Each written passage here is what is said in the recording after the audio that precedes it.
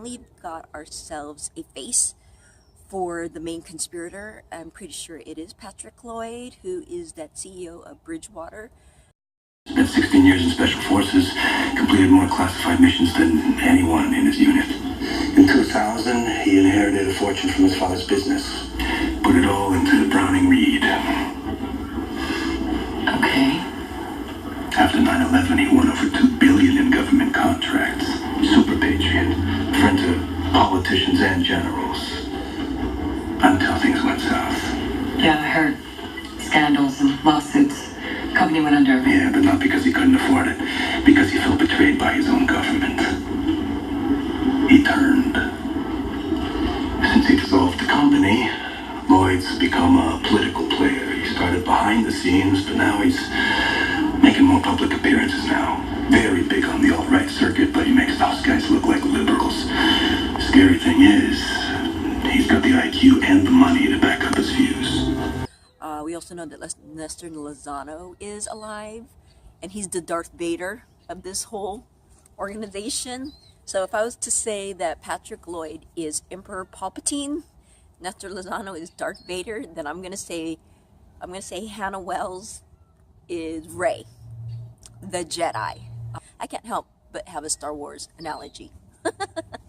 And we know that Richard Waugh is the actor who plays Jay Whittaker, so the guy for Homeland Security, and he is the mole. He is the one who's working behind the scenes, and I'm figuring he's been in this conspiracy from the very beginning. I also think that, for the fact that his following, that Pax Americana is comprised of they're veterans, and those who support them, I'm concerned now about this show, or at least what the writers are trying to do, because we know the bad guy, I think I'm just going to say is Patrick Lloyd.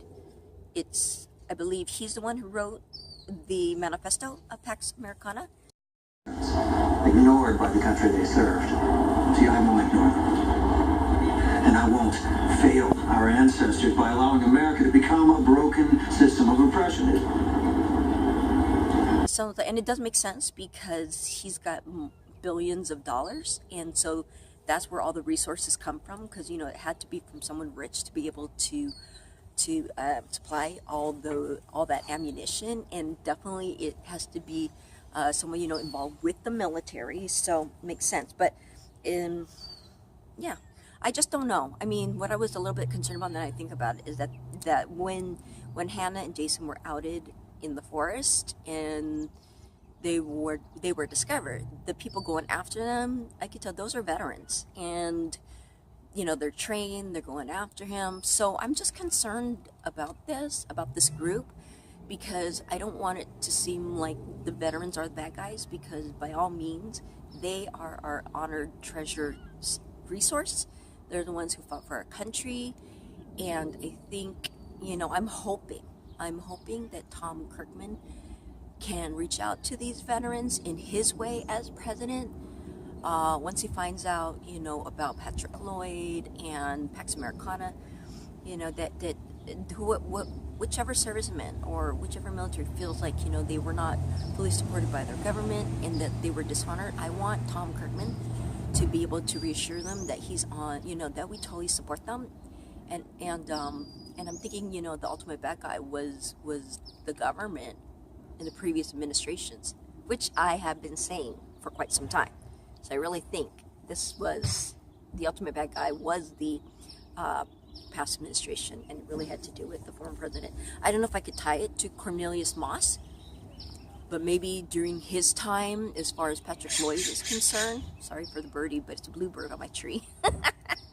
But I think he was probably in the service during Cornelius Moss, so it'd be interesting to hear Cornelius Moss' point of view about Patrick Lloyd and his time of service, and Bridgewater. So I definitely want to hear more about that.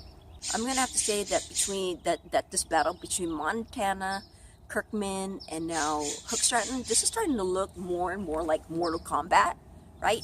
And fight! Like round, I don't know what round there are. I think between him and Kirkman, they're probably at round 4.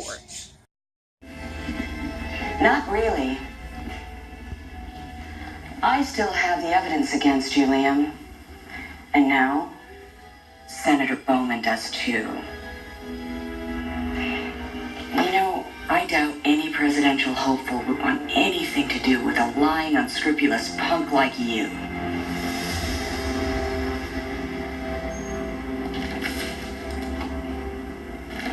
You can go now, Liam. But Abe, okay, so Abe is still getting fed these resources, and it's kind of funny watching Abe just follow the trail from what Whittaker is leading him to. And I don't know about you, but it's like he's on some sort of scavenger hunt. It's like how, you know, I thought it was really cold how he was bringing up Jason's son and the murder of that, and he was just, you know, he deserved it. So I'm glad Jason just punched him in the stomach, because you know what, he did deserve it. I'm really concerned about Hannah because they got her. And I thought it was really cool when she was at the motel and she saw the fingerprints. But she is so good, and they know it. So I'm really concerned about her. I saw a picture of her, and you know, there's the clips of that she's been kidnapped. I wonder who's gonna save her. I hope this doesn't go, you know, for the next episodes or something. I hope they don't keep her for a long period of time. I'm wondering, okay, how is Hannah gonna get out of it? Is she gonna use her Jedi tricks to, you know, be able to do that? I really wonder. And who's gonna save her? You think Mike is gonna go and save her? I don't think so, because Mike's main job is to protect the president. Maybe Jason. Okay, here's a quick prediction that I'm gonna just jump to.